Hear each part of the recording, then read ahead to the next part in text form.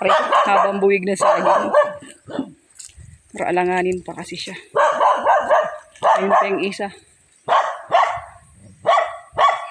Lalaking buwig.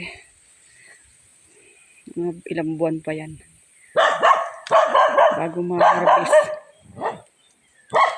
Grabe init. Matutuyo na rin yung ilog dito. Sobrang init. Tuyo na. Ito. Ilan na lang yung mga langka.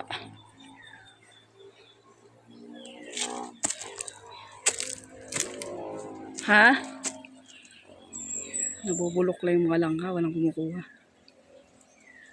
Dito na naman kami sa bundok. Susunod ako. Kasama ko ulit sa bundok. Susunod nga ako.